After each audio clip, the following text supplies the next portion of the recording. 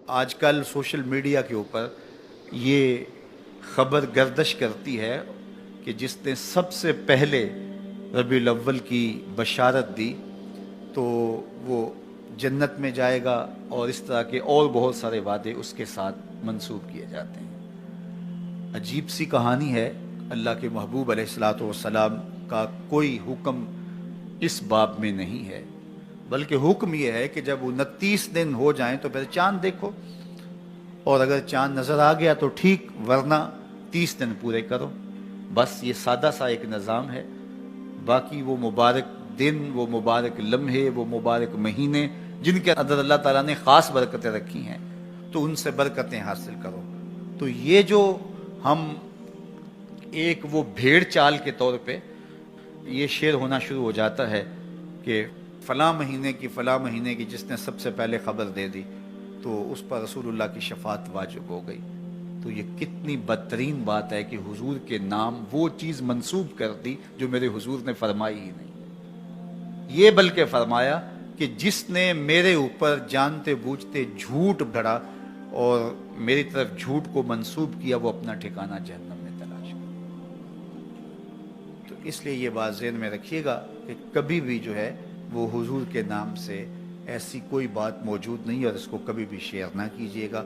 باقی آپ خبر دیں یا نہ دیں، جب ربیع الاول آئے گا پورے زمانے کو خبر ہوگی۔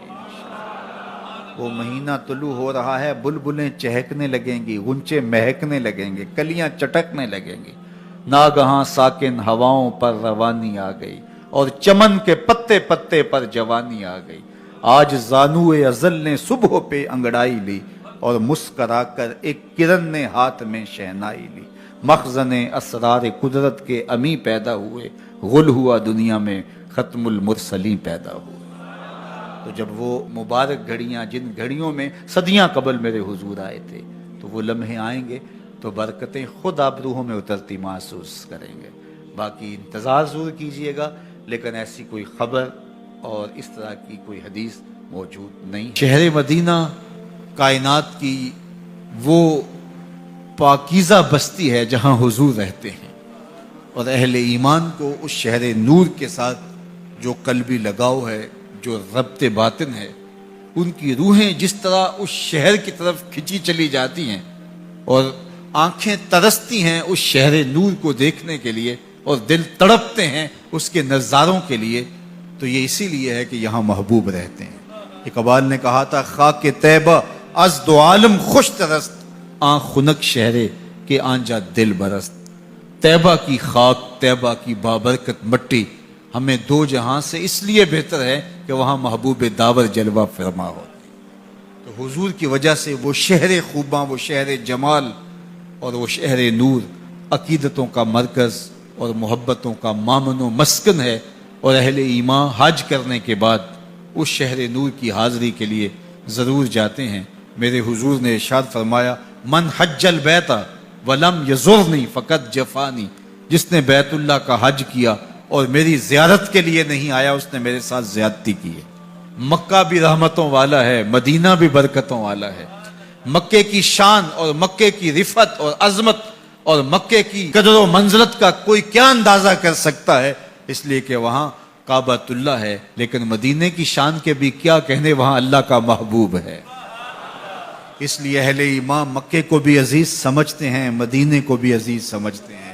ایک آنکھ مکہ ہے، ایک آنکھ مدینہ ہے، قرار قلب مدینہ ہے، تسکین جاں مدینہ ہے، دلوں کی دھڑکن مدینہ ہے، اور اس شہر نور کو جب آنکھیں دیکھتی ہیں تو سکون روح تک اترتا چلا جاتا ہے۔ جنوں ویکھ کے اکھیاں ٹھر دیاں نے، جنوں ویکھ کے ٹھردا سینہ ہے، ربا تیری ساری خدائی وچوں بس اکو شہر مدینہ ہے۔ کیا منظر ہوتے ہیں عقیدتوں کے، کیا رنگ ہوتے ہیں۔ علماء نے لکھا ہے، احناف نے، شوافع نے اور حنابلہ نے، یہ تینوں امام کہتے ہیں، امام احمد بن حنبل، امام شافعی اور امام ابو حنیفہ علیہم الرحمہ، یہ تینوں ائمہ کہتے ہیں اگر کوئی شخص مدینہ المنورہ جائے اور حضور کے روضے پہ حاضری دے تو وہ یہ کہے کہ میں حضور کا روزہ دیکھ کے آیا ہوں۔ لیکن امام مالک کہتے ہیں اگر کوئی شخص مدینہ المنورہ جائے اور حضور کے روضے کو دیکھے تو وہ یہ کہے میں حضور کو دیکھ کے آیا۔ اس لیے کہ حضور کے وصال کے بعد جس نے حضور کے روزے کی زیارت کی، فرمایا وہ ایسا ہے جس طرح اس نے زندگی میں میری زیارت کی۔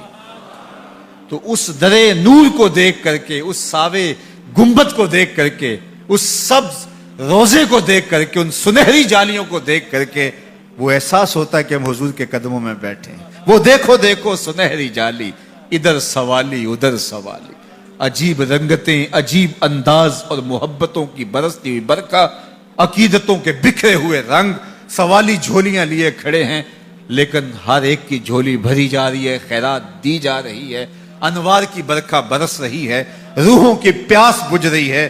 تھکے ماندے ہارے ہوئے لوگ، دکھوں کے ستائے ہوئے لوگ جب حضور کے روضہ انور کی طرف رخ کرتے ہیں تو ان کے دل میں ارمان ہوتے ہیں کہ میں یہ دکھ بھی حضور سے کہوں گا، یہ دکھڑا بھی حضور کو سناؤں گا، یہ درد کی کہانی بھی انہیں کہوں گا۔ لیکن جب روبرو مواجہ انور کے ہوتے ہیں کوئی دکھ یاد ہی نہیں رہتا۔ ظہوری نے تو قلم توڑ دیا، دکھ درد کے ماروں کو غم یاد نہیں رہتے، دکھ درد کے ماروں کو غم یاد نہیں رہتے، جب سامنے آنکھوں کے غم خار نظر آئے۔ اللہ اکبر، مکے کی فضاؤں میں، طیبہ کی ہواؤں میں ہم نے تو جدھر دیکھا سرکار نظر آئے، بس یاد رہا اتنا سینے سے لگی جالی، پھر یاد نہیں کیا کیا انوار نظر آئے۔ اللہ اکبر، تو وہ کیا منظر ہوتا ہے، وہ کیا گھڑیاں ہوتی ہیں جب زائر حج کے بعد یہاں حاضر ہو رہا ہوتا ہے اور آقا کریم علیہ السلام اس پہ کیسی شفقتیں کرتے ہیں۔ یہ بیان کرنے اور گفتگو میں سمونے کا مضمون نہیں ہے، یہ کیفیات ہیں جو محسوس کی جا سکتی ہیں۔ بخدا لذت ای میں نہ شناسی تا نہ چشی، کہ یہ لذت تو جب تک چکھے گا نہیں اس کی پہچان تجھے ہو ہی نہیں سکتی ہے۔ تو میری دعا آپ سب کے نام ہے کہ اللہ آپ سب کو بار بار حج بیت اللہ اور زیارت روضہ رسول صلی اللہ علیہ وآلہ وسلم نصیب فرمائے۔